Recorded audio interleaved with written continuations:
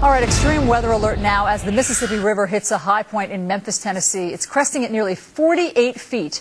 That's just inches short of the all-time record that was set back in 1937.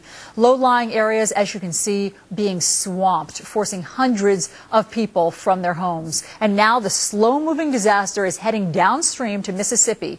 In Vicksburg, the river's floodwaters are already swallowing up homes there, and the river is not expected to crest until next week.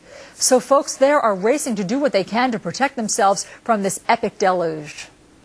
We're going to already be displaced for what, months to come, because it takes a long time to repair, you know. The way our government works around here,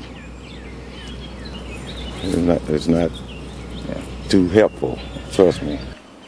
Well, shelters are now open in the area, and farmers are already applying for federal aid. Fox's Steve Harrigan is live in Vicksburg. What's the latest there today, Steve? Allison, what you're seeing here is a real intense effort on behalf of one factory, Anderson Timber, to try and stay out of this water. We've been seeing dump trucks and bulldozers line up since the early morning hours. They are working around the clock here.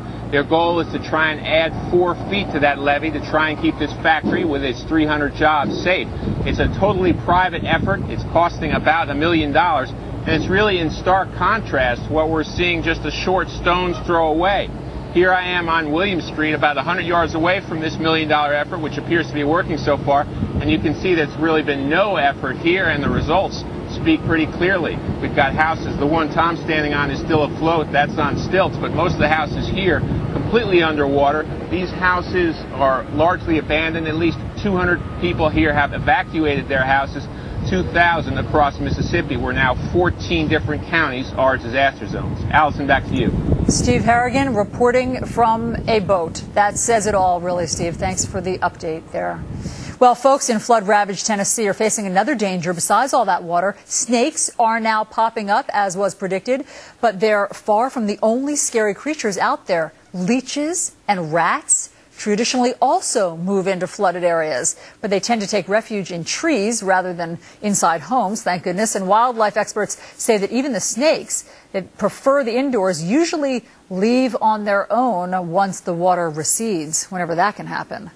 And while today's flooding is bad, it is not the worst deluge caused by the Mississippi River. That happened almost a century ago when the Mississippi River reached its level of 48.7 feet. That was back in 1937. And as a direct result of the January flooding in 1937, at least 244 people were killed.